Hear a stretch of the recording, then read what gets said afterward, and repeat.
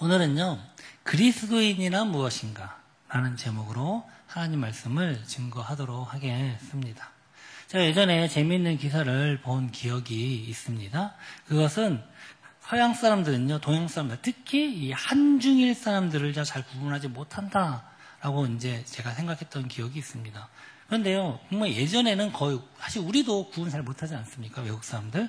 그런데 제가 한 기사를 봤는데, 중국 사람과 한국 사람은 쉽게 구분할 수 있다라는 기사를 보았습니다. 그래서 제가 이것을 기억이 나는데, 보니까 가장 첫 번째가 있는데요. 그것은 무엇이냐? 바로 패션과 메이크업이랍니다. 여자들이 과하게 화장하면 중국, 과하게 화장하지 않으면서도 깔끔하게 하면 한국 사람이고요. 또 남자들은 세련되게 옷을 입으면 한국 사람, 촌스럽게 입으면 중국 사람이다. 이게 첫 번째고요.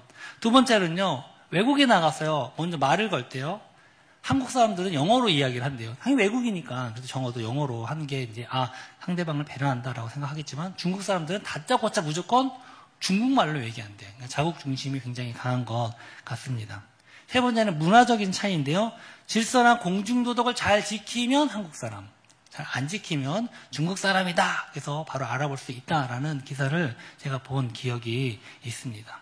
물론 이게 중국을 비하하려는 의도는 아니고 결국은 어떤 그 안에서의 문화라든가 정체성들이 안에서나 밖에서나 드러나게 된다라는 것입니다. 그래서 우리가 보면요, 밖에서는요, 외국에서는 다 한국인 혹은 동양인 이렇게 불려질 것입니다.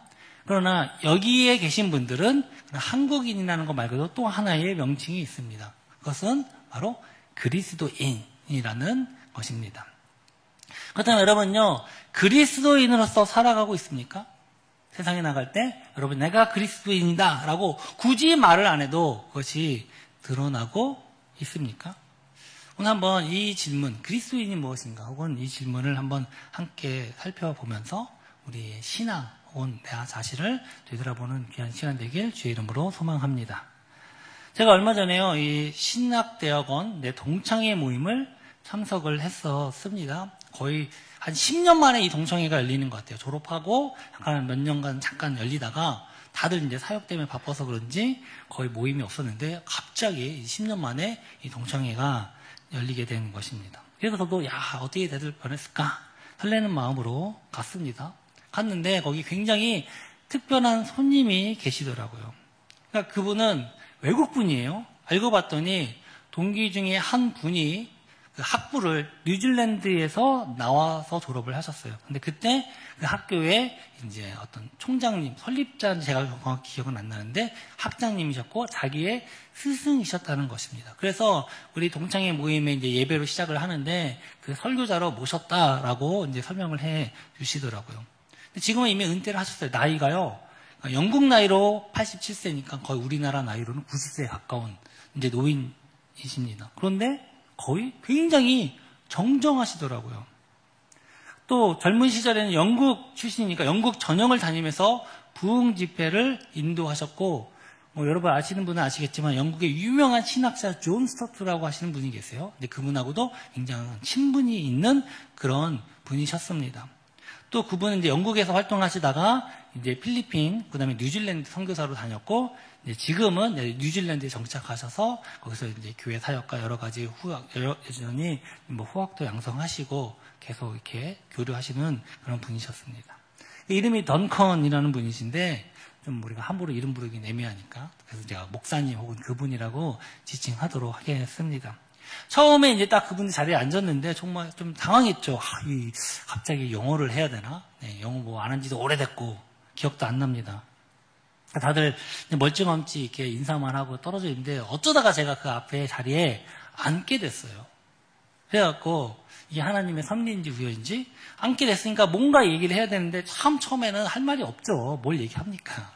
그래도 꾸역꾸역 그래도 왔는데 아무도 얘기 안 하고 혼자 앉아 있으니까 너무 그렇지 않습니까? 그래서 제가 이렇게 손짓 발짓 하면서 좀 이렇게 이야기를 시작을 했습니다.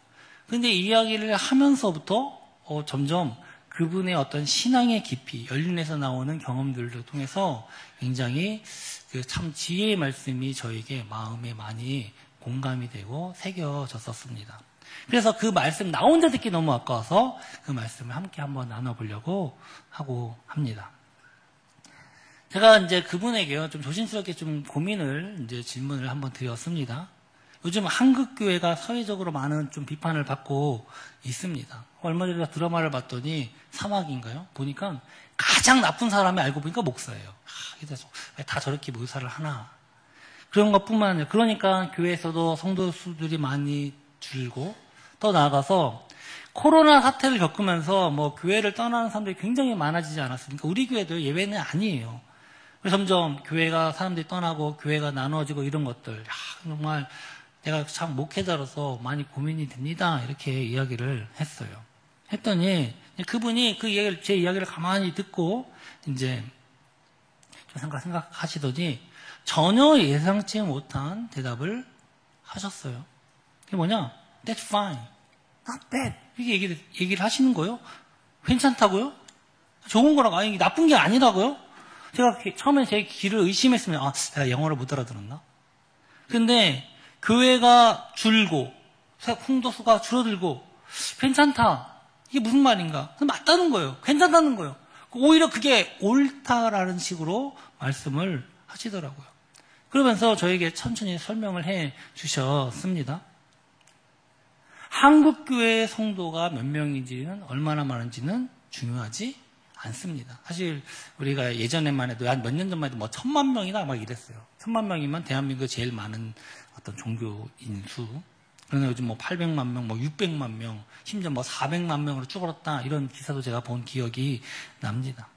근데 그분은요, 얼마나 많은 수가 등록되어 있느냐가 중요한 것이 아니라 진짜 그리스도인이 얼마 있느냐, 그것이 중요하다라고 대답을 하는 것입니다. 교회의 양적 성장은요, 시대적인 상황, 사회적인 분위기, 심지어 유행에 따라서도 얼마든지 영향을 받을 수 있다는 것입니다. 그러나 교회에 사람들이 많이 모여든다고 해서 그들이 다 진짜 그리스도이냐? 그것은 아니다라는 것입니다. 무늬만 그리스도인들도 있어요. 혹은요, 뭐 이단 신천지도 얼마나 기성교회 많이 침투를 하고 있습니까? 그렇기 때문에 하나님께서 보시는 건 건물의 크기, 교인들의 숫자가 아니라 비록은 소수일지라도 진실한 믿음을 가진 진짜 그리스도인이다 라고 이렇게 말씀을 하신 것입니다. 외적인 숫자에 연연하고 믿음 없는 사람들이 교회에 많이 모이는 것은 오히려 교회의 본질을 흐릴 수 있다라고까지 말씀을 하시더라고요. 어차피 그들은요, 때가 되면 교회를 떠나게 된다는 거예요. 그러니까 어떤 교인들의 숫자가 줄어드는 것을 너무 두려워하거나 염려하지 말라, 이렇게 말씀을 하시더라고요. 그래서 제가 이 말씀을 듣는 순간에 참 충격을 받았어요. 근데 제가 나중에 좀 생각을 찾아보니까 요한복음 6장에도요, 비슷한 사건이 실제로 있습니다. 예수님이 요한복음 6장에 보시면 오병이어의 기적을 예수님께서 그것을 이제 보여주십니다. 오병이어가 물고기 2마리에 보리떡 5개를 무려 5,000명을 먹이신 사건이에요.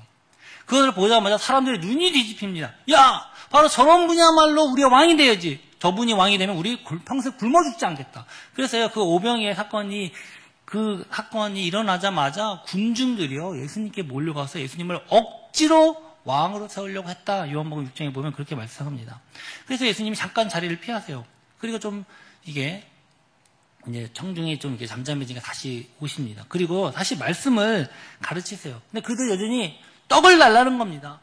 예수님, 그 떡 우리에게 주십시오. 이렇게 만나 우리 조상들이 먹었던 것처럼 우리에게도 그 떡을 주십시오. 그때 예수님이요, 이런 얘기 하시는 거예요. 나는 그런 육신의 떡을 먹기 위해 너한테 온 게 아니다 라고 하면서 생명의 말씀, 영생이 되는 말씀의 떡에 대해서 설명을 하시면서 내 몸을 먹어라, 이렇게 말씀하시는 거예요. 그랬더니 막 이 사람들이 휘둥그레 주는 겁니다. 이게 뭔 소리야, 도대체 알아들 수가 없다. 그러면서 결국은요, 자신들이 원하는 것을 예수님이 들어주지 않자 그들은요, 떠나게 됩니다. 요한복음 6장 66절에 보니까 그때부터 그의 제자 중에서 많은 사람이 떠나가고 다시 그와 함께 다니지 아니하더라. 결국은요, 자신의 목적과 어떤 이유 때문에 오는 사람들은요, 그것이 이루어지지 않으면 떠나게 된다는 겁니다. 그때 예수님께서 남아있는 12명의 제자들에게 이렇게 말씀하십니다. 예수께서 12제자에게 이르시되 너희도 가라느냐? 너희도 가라느냐? 그때 베드로가 이렇게 대답을 합니다. 요한복음 6장 68절 함께 읽어볼까요? 시몬 베드로가 대답하되 주여 영생의 말씀이 주께 있사오니 우리가 누구에게로 가오리까? 우리가 주는 하나님의 거룩하신 자이신 줄 믿고 알았사옵나이다. 아멘. 그렇습니다. 무리는요, 자기 입맛에 맞지 않으면 자기가 원하는 것과 다를 때는요, 결국은 떠날 수밖에 없다라는 것입니다. 그러나요, 무리가 떠나면요, 진짜 제자가 남는다라는 것입니다. 그러니 교인 수가 줄고 교회가 감소하는 것을 염려하거나 두려워할 필요가 없다라는 것입니다. 진짜 그리스도인은요, 교인 수가 많으나 적으나 교회 건물이 크나 작으나 동일하다. 오히려 그렇기 때문에 진짜 기독교, 진짜 그리스도인, pure Christianity라고 표현하시더라고요. 바로 진짜 기독교 그리스도인이 된다. 이렇게 말씀을 하셨습니다. 그래서 제가 굉장히 충격을 받으면서도, 야, 이렇게 말씀하시는구나. 그래서 제가 그래서 두 번째 질문이 떠올랐어요. 그렇다면, 진짜 기독교, 진짜 그리스도인은 무엇입니까? 그랬더니 그분이 갑자기 펜을 꺼내셨어요. 펜을 꺼내고 한 종이에다가 이렇게 크리스찬이라는 단어를 적으셨어요. 근데 그 크리스찬을요, 둘로 나눴습니다.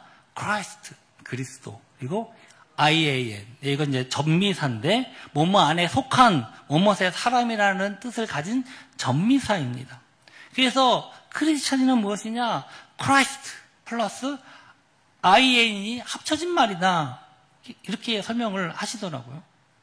예를 들어, 이탈리아에 사는 사람들은 몰랐나? 이탈리 플러스 IAN 합치면 어떻게 됩니까? 이탈리안. 그러니까 이탈리아에 속한 사람. 혹은 이탈리아인이 되는 거고요. 코리아에다가 AN을 붙이면 어떻게 됩니까? 한국에 속한, 한국의 사람. 이렇게 되는 이치다라는 것입니다. 그러면 그리스도인, 크리스찬은 무엇이냐? 그리스도 안에 있는 사람이라는 겁니다. 그리스도께 속한 사람이라는 겁니다. 딴 거 없다. 진짜 그리스도인, 기독교는 무엇이냐? 그리스도 안에 있는 사람이다라는 것입니다. 우리는요, 어디 교회 교인입니까? 동화교회 교인. 혹은 더서 대한예수교 장로회, 거기서도 백석, 교단 소속입니다. 또 한국교회라고 우리가 소개할 수 있고, 나는 거기 소속되어 있습니다. 라고 이야기를 할 수 있습니다. 그러나 이건요, 부차적인 거예요. 우리의 본질이 아니다라는 것입니다. 심판날 주님께서 우리에게 물으실 때 너는 어느 교회에서 왔니? 저 명성교회에서 왔어요. 너는 뭐 사랑의 교회에서 큰 몇만 명 되는 그런 교회. 그거 묻지 않아요. 어느 교단 소속이니? 감리교회, 장로교회 아니에요? 그런 거 안 묻어요. 그럼 무엇을 물으십니까? 너는 내 안에 있었느냐? 너는 그리스도 안에 있어. 넌 나에게 속한 자였느냐? 그렇게만 물어보신다라는 것입니다. 그러면서요, 그분은요, 그리스도께서 속한 사람이 어떤 모습인지 구체적으로 두 가지 경우를 마태복음을 통해 말씀을 해 주셨습니다. 첫 번째는요, 반석 위에 집을 짓는 사람이다 라고 말씀하셨어요. 그래서 예수님의 말씀을 듣고 행하는 자가 누구냐? 그 집을 반석 위에 지은 지혜로운 사람 같다 이렇게 말씀합니다. 우리 마태복음 7장 24절 25절 함께 읽어볼까요? 그러므로 누구든지 나의 이 말을 듣고 행하는 자는 그 집을 반석 위에 지은 지혜로운 사람 같으리니 비가 내리고 창수가 나고 바람이 불어 그 집에 부딪히되 무너지지 아니하나니 이는 주추를 반석 위에 놓은 까닭이요. 비가 내리고 홍수가 내리고 바람이 불고 이런 어려움이 닥쳐올 때, 인생의 시련이 닥칠 때도 결코 무너지지 않는다라는 것입니다. 왜요? 그의 신앙의 기초가 예수 그리스도라는 반석 위에 세워지기 때문에 그렇습니다. 주의 말씀을 듣고 행하는 자는요, 바로 그의 신앙이요, 그리스도라고 하는 반석 위에 굳건히 세워진 것이다라는 것입니다. 그러나 거짓 그리스도인, 주의 말씀 듣고 행하지 않는 자는요, 모래 위에 집을 지은 어리석은 자입니다. 마태복음 7장 26절에서 보면 나의 이 말을 듣고 행하지 아니하는 자는 그 집을 모래 위에 지은 어리석은 사람 같으리니 비가 내리고 창수가 나고 바람이 불어 그 집에 부딪힘에 무너져 그 무너짐이 심하니라. 아멘. 지혜로운 자와 어리석은 자, 진짜 그리스도인과 거짓 그리스도인은요 함께 존재합니다. 평소에는 누가 지혜로운 사람인지 누가 진짜 그리스도인지 알 수가 없어요. 그럼 언제 알 수 있습니까?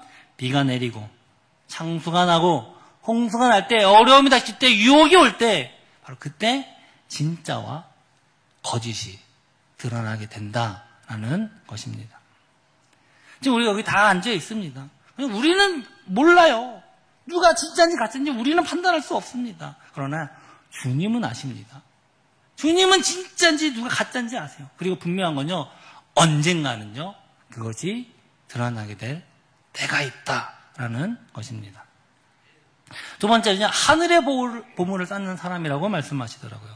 마태복음 6장 20절입니다. 19절 20절 함께 읽어보겠습니다. 너희를 위하여 보물을 땅에 쌓아두지 말라. 거기는 좀과 동록이 해하며 도둑이 구멍을 뚫고 도둑질하느니라. 오직 너희를 위하여 보물을 하늘에 쌓아두라. 거기는 좀이나 동록이 해하지 못하며 도둑이 구멍을 뚫지도 못하고 도둑질도 못하느니라. 아멘. 좀이나 동록이 해하고 도둑이 훔쳐갈 수 있는 건 어디입니까? 이 땅일 거예요. 무너질 수밖에 없는 겁니다. 그러나 거기에 가치를 두지 않고 어디요? 영원한 하나님의 나라. 우리의 가장 귀하고 소중한 것, 바로 그것을요 거기에 쌓아두는 겁니다. 거기에 우리의 시선을 두는 겁니다. 우리의 시간이 재능, 재물 이런 것들을요 땅에 썩어질 것을 위해 사용하는 것이 아니에요. 하나님의 나라와 그의 일을 위해서 사용하는 사람, 바로 그 사람이 그리스도께 속한 사람이다, 이렇게 말씀을 하시더라고요. 사랑하는 성도 여러분, 신앙의 본질은요 크고 화려한 예배나 건물이 아니에요. 수많은 사역 프로그램에 있지 않습니다. 참 우리 교회가 참 낡았어요. 이렇게 또 때가 되면 바퀴벌레가 와요. 또 이게 잡을 때가 됐는데, 그래서 참 제가 이거 볼 때마다 우리 교회도 좀 이렇게 멋있게. 그러나요, 그것이 본질은 아니라는 겁니다. 목회자 사명 역시 마찬가지예요. 자신의 제자를 만드는 것이 아니에요. 동화교회 성도를 만드는 것이 목적이 아니라 예수 그리스도, 바로 예수 그리스도의 제자, 그리스도인을 만드는 것이 목회자의 사명이에요. 교회의 역할인 줄 믿습니다. 여러분은요, 그 어떤 세상의 이름보다도 그리스도인이라고 하는 이름이 있습니다. 내가 세상에 나가서 그리스도인이라는 것이 드러납니까? 드러나는데 그것이 좀 창피합니까? 부끄럽습니까? 자랑스럽습니까? 사랑하는 성도 여러분, 그건요, 우리가 반석 위에 집을 짓는 것처럼, 우리가 믿음의 반석 위에 예수 그리스도의 십자가의 은혜 가운데 주의 말씀에 순종하며 나아갈 때 그것이 드러나게 되는 것입니다. 사랑하는 성도 여러분, 정말 그리스도의 반석 위에 믿음의 집을 짓기를 주의 이름으로 소망합니다. 근데 또 다른 제가 질문이 떠올랐어요. 그렇다면 부흥은 무엇입니까? 제가 예전에 이미 2022년도의 통계에 영국에서 기독교인들이 감소했다라는 기사를 본 기억이 있습니다. 그러니까 영국은 국교회예요. 무슨 영국 자체가 나라를, 기독교를 자신의 나라의 종교로 정하고 있는 바로 그런 나라입니다. 그래서 대부분은요, 특별한 거 없으면 그냥 기독교인이에요.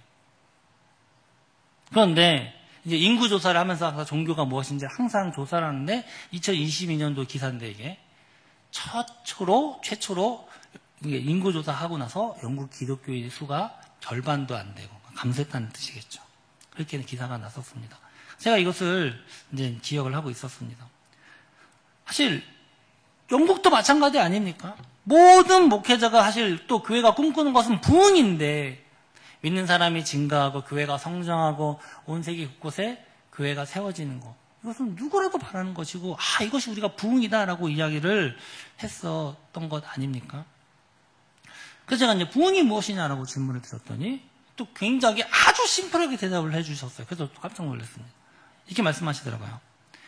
Revival is repentance. 부흥은 회개다라는 것입니다.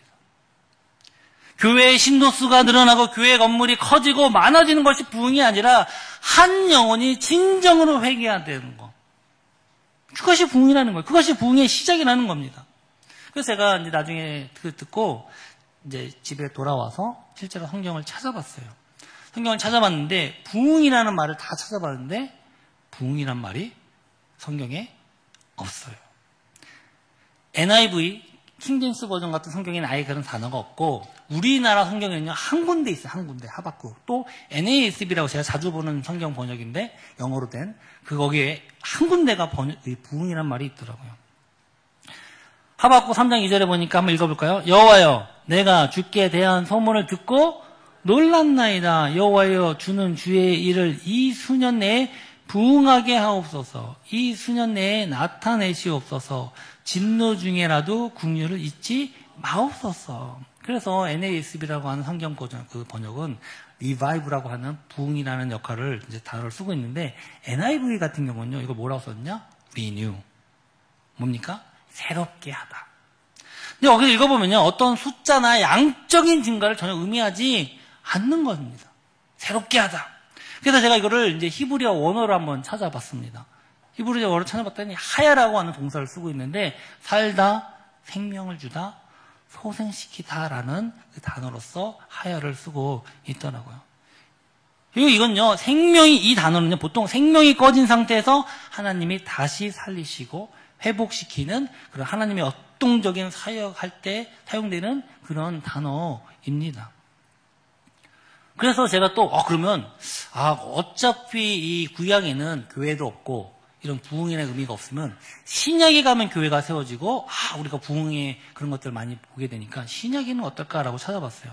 그때 이것이 무엇으로 번역됐냐 찾아봤더니 아나자오라고 하는 그 헬라어로 사용이 되는데 이것도 다시 살아나다라는 뜻입니다. 그래서 이것이 어디 성경에 쓰이나 찾아봤더니 첫 번째 누가복음 15장 24절입니다. 함께 읽어보겠습니다. 이 내 아들은 죽었다가 다시 살아났으며 여기 살아났으면가 아나자오예요. 내가 잃었다가 다시 얻었노라 하니 그들이 즐거워하더라. 이거는요 바로 탕자의 비유입니다. 그 둘째 아들이 자 아버지 재산 가지고 내 멋대로 살다가 한번 가볼게요. 그랬다가 죽어라고 고생하고 다시 돌아왔을 때 그 아버지가 너무 기뻐하면서 이 내 아들은 죽었다 다시 살아났다 라고 할 때 사용했던 그 표현입니다. 이건요 단순히 그냥 진짜 죽은 거 아니죠. 영적인 죽음에서 생명으로 돌아온 그런 상태를 의미합니다. 또 사도행전 3장 19절에도요 한번 읽어보겠습니다. 그러므로 너희가 회개하고 돌이켜 너희 죄 없이 함을 받으라. 이같이 하면 새롭게 되는 날이 주 앞으로부터 이를 것이요 이렇게 말씀. 여기서 새롭게 되는 여기서는요 아나피시스라는 단어를 썼는데 실제로 아나자고에서 파생된 단어입니다. 그러니까 새롭게 되는 무슨 말입니까? 그러므로 너희가 회개하고 돌이켜 너희 죄 없이 함을 받는 것 바로 이같이 이것이 뭡니까? 새롭게 되는 것. 즉 회개하고 돌이키고 새롭게 되는 것이 바로 부흥이다라는 것입니다. 그러면서 그분요 진정한 부흥의 역사는 한 사람이 진정으로 예수님을 만날 때 시작된다 이렇게 덧붙이셨습니다. 요한복음 4장에 보면요 사마리아 여인이 나와요. 그 여인은요 사마리아가 어떤 지역입니까? 유대인들이 다 이방인 취급하고 아주 저급하고 개처럼 여기던 곳이 또 사마리아예요. 근데 그 사마리아 지역 안에서도요 이 예수님이 우물가에서 만난 이 한 여인을 만나는데 그 여인은요 그 사마리아 사람들 가운데서도 천대받던 사람이에요. 남편을 5명이나 두었어요. 여기 5명 두는 분 없죠. 오늘날도 이렇게 이혼이 일반적인 나라에서도 이렇게 5명 두기 힘든데 그 당시에 상상이 안 되죠. 그러니까 얼마나 사람들이 그 여인을 천대했는지 나쁜 음란한 여자로 봤는지 그러니까 너무 상처받고 부끄러웠고 함부로 돌아다니기도 힘든 그런 여인을요 우물가에서 예수님이 만났어요. 그 우물가에서 예수님 만나고 자신의 모든 것을 꿰뚫어 보시는 주님을 또 자의 모든 죄와 허물 내가 5명의 남편까지 만났다는 걸 다 아시는 주님 앞에서 그가 당신은 진짜 그리스도군요 메시아군요 고백하면서 그 앞에 주님을 만나고 그 앞에 주님을 믿게 됩니다. 그러자 어떤 일이 벌어집니까? 요한복음 4장 39절인데요. 여자의 말이 내가 행한 모든 것을 그가 내게 말하였다 증언하므로 그 동네 중에 많은 사마리아인이 예수를 믿은지라. 그가 자기가 만난 예수님을 막 밖에 나가서 증거를 했어요. 처음에는 사람들이 무서워서 잘 다니지도 않던 사람들이 막 사람들 앞에 나가서 예수님을 증거, 내가 이런 사람 예시아를 만났다, 그리스도를 만났다 하니까 그래 하면서 소문 듣고 예수님께 오는 겁니다. 그러면서 예수님을 믿게 됐다라는 것입니다. 근데 여기서 끝이 아니에요. 40절과 41절에 보면 사마리아인들이 예수께 와서 자기들과 함께 유하시기를 청하니 거기서 이틀을 유하심에 예수의 말씀으로 말미암아 믿는 자가 더욱 많아. 무슨 말입니까? 더 예수님의 말씀을 직접 듣고 믿는 자가 더 많아졌어요. 그러면서 42절에 보면 이렇게 말씀합니다. 그 여자에게 말하되 이제 우리가 믿는 것은 네 말로 인함이 아니니 이는 우리가 친히 듣고 그가 참으로 세상의 구주신 줄 알미라 하였더라.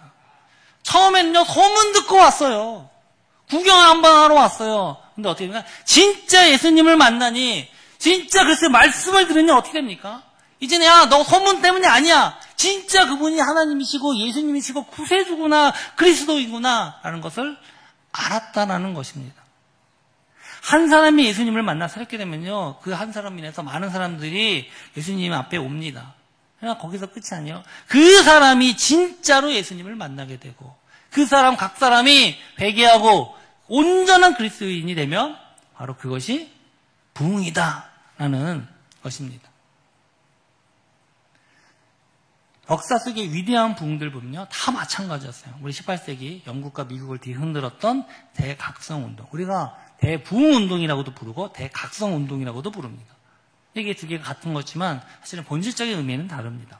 존 웨슬리, 조지 필드, 조나단 에드워드, 유명한 설교가들, 그때 유명하신 분들이 많이 이렇게 설교를 하고 또 많은 사람들이 이제 주님께 돌아왔습니다.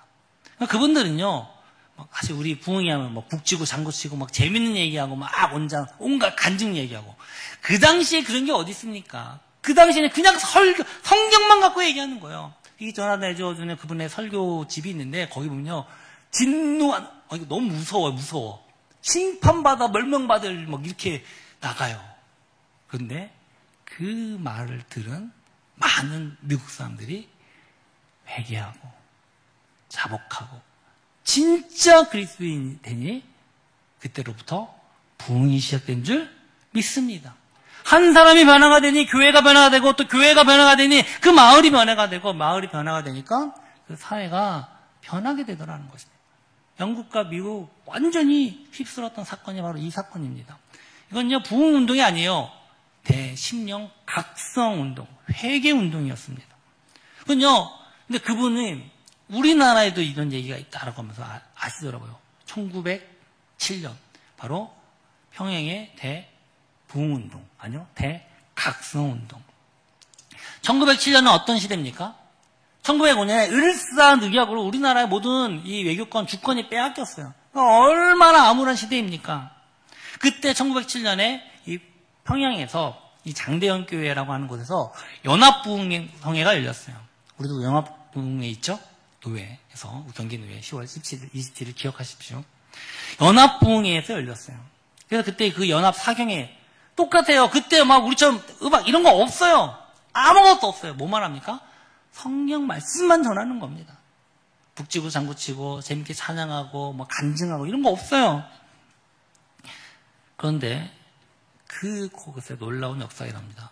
길선주 목사님, 그때 이 장대현 교회의 이제 목사님이셨는데 그분을 비롯해서 하나님의 놀라운 은혜가 임하니 자신의 죄를 회개하기 시작한 겁니다.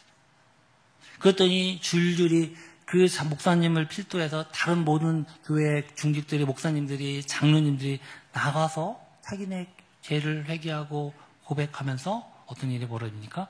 성령의 강력한 불이 맺고 그 회개의 불길이요, 교회뿐만 아니라 그 마을 전체를, 그리고 그 마을뿐만 아니라 온 조선 반도 전체를요 휩쓸게 되었다라는 것입니다. 근데요, 요즘 영국에서 이런 일이 일어나고 있답니다. 지금 영국은요 난리예요. 영국에서 시위가 일어나고요, 막 불타고. 왜 그러냐 했더니 지금 막 이민자들 물러가라, 막 영국이 굉장히 혼란스러워요. 뭐 영국뿐만 아니더라고요. 뭐 보니까 뭐 태국 뭐 여기 굉장히 이런 여러 가지 혼란스럽고 그런데 사실 전통적인 영국의 성도들, 그러니까 영국 국교에 소속돼 있던 원래 영국은요 앵글로색슨족 화이트 백인이 원래 주예요. 근데 그 사람들은 다 점점 감소하고 있대요. 그런데 놀랍게도 이민자들, 특히 이슬람 배경을 가지고 있는 그 청년들이 예수님을 만나면서 회개하고 돌아오는 숫자가 점점 늘어나고 있다는 겁니다. 그러니까 면목상 신자는 줄어들어요. 그러나 진짜 그리스도인들은 지금 영국에서 증가하고 있다라고 저에게 이렇게 말씀을 해 주시더라고요. 사랑하는 성도 여러분, 부흥은요 멀리 있는 게 아닙니다. 부흥은요 어떤 특별한 사람의 어떤 유명한 설교와 혹은 거대한 집회를 통해서 일어나는 것도 아닙니다. 진정한 부흥은요 지금 예배하고 있는 이 자리에 저와 여러분들이 하나님 앞에서 하나님을 만나고 우리의 죄를 진심으로 회개하고 돌이킬 때 바로 그때 시작되는 줄 믿습니다. 요한복음 15장 4절에서요 예수님은요 우리에게 분명히 말씀하십니다. 함께 읽어보겠습니다. 내 안에 거하라. 나도 너희 안에 거하리라. 가지가 포도나무에 붙어 있지 아니하면 스스로 열매를 맺을 수 없음같이 너희도 내 안에 있지 아니하면 그러하리라. 뭐라고요? 먼저 내 안에. 누구 안에요? 그리스도 안에 거하라. 그러면 나도 너희 안에 거하리라. 주님도 우리 안에 거하신다라고 말씀하고 계십니다. 우리가 먼저 예수님 안에 거할 때 비로소 주님도 우리와 함께 하시고 우리 안에 거하시고 우리 안에서 우리를 통해 일하기 시작하는 것입니다. 열매를 맺히기 시작하시는 것입니다. 성령이 역사하시는 것입니다. 어떻게요? 우리를 새롭게 변화시키심으로 말미암아. 다시 우리 본문으로 돌아가 볼까요? 그 이방 땅의 안디옥에 믿는 사람들이 생겼다, 성령 받은 사람들이 생겼다라는 소식을요, 이 예루살렘 교회, 사도들이 있는 예루살렘 교회의 소식이 들립니다. 그래서요, 바나바 집사를요, 파송을 해요. 그래서 거기서 안디옥 교회가 세워집니다. 근데 자기가 혼자 열심히 하기엔 너무 벅찬 거예요. 그래서 이 다소에, 사울이 예수님을 만났지만 아무도 믿어주지 않아요. 핍박했던 사람이 무슨 예수님 만나고 믿었냐? 어떻게 믿냐? 그래서 혼자 다소에서 칩거하고 있던 이 사울요, 바울을 이 바나바가 가서 데려옵니다. 그래서 우리 함께 사역합시다. 사도행전 11장 25절에 이렇게 말씀합니다. 바나바가 사울을 찾으러 다소에 가서 만남에 안디옥에 데리고 와서 둘이 교회에 1년간 모여 있어 큰 무리를 가르쳤고 제자들이 안디옥에 비로소 그리스도인이라 일컬음을 받았더라. 그러니까 열심히 만들었어요. 뭘 만들었습니까? 제자를 만들었더니 그들이 그리스도인이다라는 이름을 얻게 되었다. 이때 처음 그리스도인이라고 하는 이름이 사용된 것입니다. 누구로부터요? 세상 사람들로부터 그들이 그리스도인이라고 하는 이름이 붙여지게 됐습니다. 그들이요, 바울파, 바나바파라고 불려지지 않았어요. 안디옥 교인이라고 불려지지 않았어요. 오직 누구요? 그리스도인이다. 왜요? 그들이 가르치고 전파하고 보여준 건요, 오직 예수 그리스도 한 분뿐이었기 때문에 그렇습니다. 여러분, 이게 부흥입니다. 많은 사람들이요, 저에게 부흥을 많이 얘기해요. 노예에서도 가면요, 우리 교회 잘 아는 선배 목사님들 얼마나 많습니까? 그렇게 얘기해요. 박 목사가 동화교회를 열심히 해서 부흥시켜야 돼. 또 신대원 동기들도 이번에 가서 함께 막 예배하고 서로 이야기 나누면서 이제 굉장히 이제 많은 이제 담임 목회자들이 있더라고요. 제가 신학교 다닐 때마다 야, 어떻게 목회하겠냐 이런 마음 가졌는데, 야, 그래도 세월이라는 거 참 무시 못합니다. 우리 맡은 교회에서 열심히 사역해서 교회 부흥을 이룹시다. 이렇게 기도했어요. 또 신학교에서도 여전히 한국교회 미래 부흥을 말합니다. 상황은 좀 어려워도 그래도 우리가 부흥을 꿈꾸고 그게 미래 세대를 위해서 미래를 위해서 준비하며 부흥을 꿈꿉시다. 이렇게 부흥을 위해서 다 이야기를 하고 꿈을 꿉니다. 그러나 제가 그분을 만나서 깨달은 건요, 진정한 부흥은 부흥사 한 명이 아니라 담임 목사 한 명이 아니라 설교자가 이루는 것이 아니라는 사실입니다. 누가요? 여러분이 그리스도 안에 있을 때 이루어집니다. 할렐루야. 또한 우리가 그리스도 안에 있을 때 그리스도께서 우리 안에 거하시고 그분이 우리를 새롭게 변화시킬 때 부흥이 일어나는 것입니다. 부흥은요, 오직 우리 주 예수 그리스도께서 하시는 일인 줄 믿습니다. 제가 그래서 저한테 명함을 하셨어요. 너 상담할 거 있으면 오라고. 제가 갑자기 뉴질랜드 가면 그분 만나러 간 줄 아십시오. 나중에 꼭 한번 기회가 되면 초청해서 꼭 한번 듣고 싶다라는 생각이 많이 들었습니다. 사랑하는 성도 여러분, 여러분 부흥을 꿈꾸십니까? 할렐루야. 우리 교회가 부흥되길 소망합니다. 한국교회가 부흥되길 소망합니다. 그러면요, 먼저 우리가 온전히 주님 안에 거하길 소망합니다. 말씀과 기도로 주님 안에 거하길 소망합니다. 교제하길 소망합니다. 반석 위에 집을 짓기를 소망합니다. 하늘의 보물을 쌓아두기를 소망합니다. 우리가 그렇게 해서 그리스도 안에 거할 때요, 주님께서 우리 안에 오십니다. 우리를 새롭게 하십니다. 그리고 우리를 통해서 바로 가정과 교회와 이 사회를 새롭게 하실 줄 믿습니다.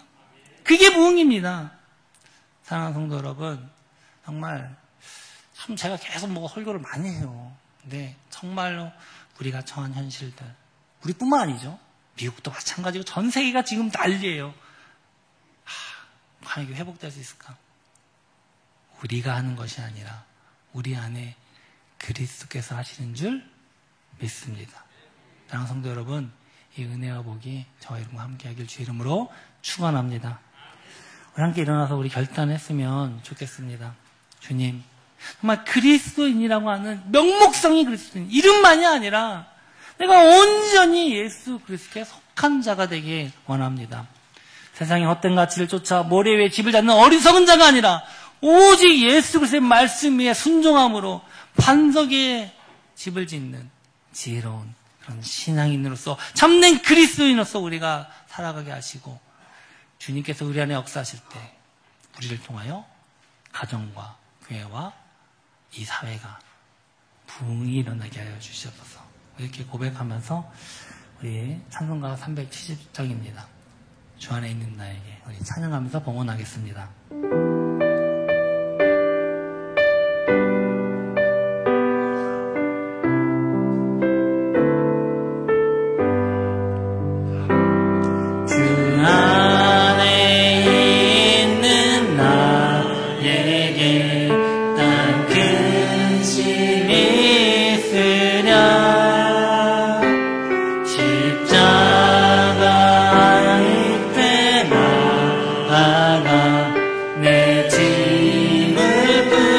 다시 한번 고백합니다. 주 안에 있는 나에게, 주 안에 있는 나에게 난 근심이 있으랴.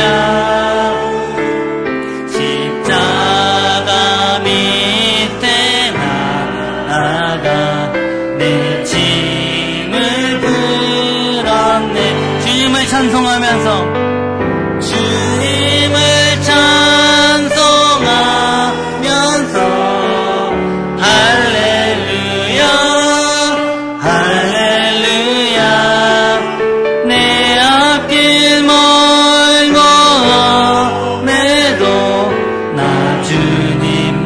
다시 한번 1절만 고백합니다. 주 안에 있는 나에게, 주 안에 있는 나에게 딴 근심이 있으랴. 십자가 밑에 나아가 내 짐을 풀었네. 아멘. 주님을 찬송.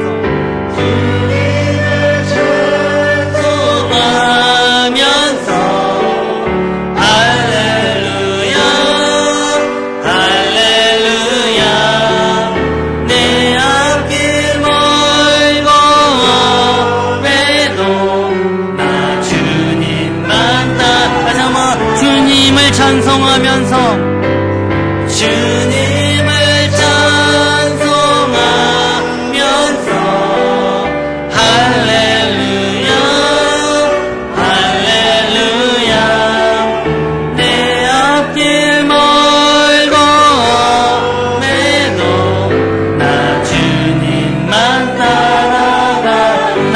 주님만 따라가리. 나 주님만 따라가리. 나 주님만 따라가리. 아멘. 이 시간 함께 좀 기도하면서 결단했으면 좋겠습니다. 주님, 정말 그리스도인이라고 너무나 귀한 그 이름이 그냥 명목상으로 이름만의 그리스도인이 아니라 내가 정말 온전히 예수 그리스도 안에 속한 자가 되길 소망합니다. 내가 진짜 그리스도인이 되길 소망합니다. 결코 그리스도 안에선 딴 근심이 없습니다. 근데 요즘 우린 그리스도 안에 있는다고 하면서 여러 가지 세상의 염려와 걱정과 근심으로 정말 나 먹고 살 걸로 온갖 나의 생각은 거기에 집중되어 있음을 세상 고백합니다. 주님, 세상의 헛된 가치를 쫓는 모래 위에 집을 잡는 어리석은 자가 되지 않게 하시고 예수 그리스도의 그 말씀의 반석에 순종으로 나아가는 정말 지혜로운 자가 되게 하여 주시옵소서. 주님, 주님께서 우리 안에 오셔서 우리를 새롭게 하심으로 그 시작될 놀라운 하나님의 역사, 그 부흥의 역사가 내 안에, 우리의 가정 안에, 우리의 교회 안에, 이 나라 이미지 온 세계 안에 하나님께서 하실 부흥의 역사가 일어나게 하여 주시옵소서. 이 고백하면서 주여 한 번 부르짖고 기도하며 나아갑니다. 주여, 할렐루야. 고마우신 아버지 하나님, 정말 우리가 주님 안에 있길 소망합니다. 주 안에 있는 나에게 어떤 걱정과 근심이 없습니다. 아버지, 오직 우리가 정말 주님을 찬양하며 정말 주님과 함께하는 것이 바로 주께 우리에게 꿈꾸신 부흥인 줄 믿습니다. 아버지, 오늘 우리가 주님 앞에 나와서 기도하며 나아갑니다. 우리가 주님 안에 거하고 주님이 우리 안에 거할 때 우리 안에 계신 주님께서 열매를 맺히게 하시고 주님의 놀라운 역사를 일으키시며 우리 안에 새롭게 하심으로 부흥의 역사가 일어날 줄 믿습니다. 오늘 우리가 주님 앞에 나와서 기도하며 나아가오니 우리 아버지, 우리가 한마음 합쳐서 주 예수 십자가 은혜를 붙잡으며 우리가 회개함으로 주 앞에 나아가며 우리의 모습을 바라보며 다른 사람 탓이 아니라 나라 탓이, 국가 탓이, 교회 탓이, 아버지 어머니 가정 탓이 아니라 내 안에 아버지 나의 모습을 보며 주님의 은혜를 사모하며 나아가게 하여 주시옵소서. 주님, 정말 우리는 그 어떤 이름보다도 귀한 그리스도인이라는 이름을 받은 자들입니다. 주님, 우리가 정말로 이름만이 아니라 진짜 그리스도인이 되기 원합니다. 진짜 그리스도 안에 있기를 소망합니다. 아버지 하나님, 우리의 언약함은 주님께서 하십니다. 우리가 주 앞에 고백하며 나아갈 때 먼저 나를 보게 하시고 내가 그리스도 안에 있고, 그러면 주님이 우리 안에 오셔서 우리를 새롭게 하실 줄 믿습니다. 바로 그것이 부흥인 줄 믿습니다. 오늘도 우리가 주님 앞에 나와서 함께 모여 예배하며 찬양할 때 세상에서나 가정에서나 교회에서나 직장에서나 이 그리스도인이라고 하는 그 이름을 가지고 우리가 당당하게 그리스도를 외치는 자들이 되게 하여 주시옵소서. 오늘 주님께서 주신 은혜가 감사하여 이 시간 예물을 드립니다. 11조, 주정금, 감사헌금, 성교헌금, 구제헌금, 건축헌금, 이 다양한 이 성금의 이름이 중요한 것이 아니라, 명목이 중요한 것이 아니라 그 안에 담겨져 있는 우리의 마음, 그리스도인이라고 하는 그 정체성으로서 우리가 주 앞에 드리는 이 예물, 우리의 마음의 중심을 보시고 기뻐 받아 주실 줄 믿습니다. 여전히 삶의 여러 가지 어려움과 또 우리 육신의 한계로 인해서 질병과 고통 당하는 자들, 그리스도 안에서 이 모든 근심과 염려가 사라지게 하시고, 그러니까 주님이 우리 안에 함께 하심으로 말미암아 놀라운 부흥과 회복의 역사가 일어나게 하여 주시옵소서. 그것을 위해 기도한 자들 다 주님 그의 마음의 중심을 보시고 기뻐 받아 주시옵소서. 지금은 우리 주 예수 그리스도의 은혜와 하나님의 사랑과 성령의 교통하심이 오직 예수 안에 거하며 그 그리스도 안에서 새롭게 변화를 받아 참된 그리스도인이 되기를 결단하는 이곳에 예배하는 모든 성도들과 영상으로 참여하는 모든 이들 가운데 지금부터 영원히 함께 있을지어다. 아멘. 주님.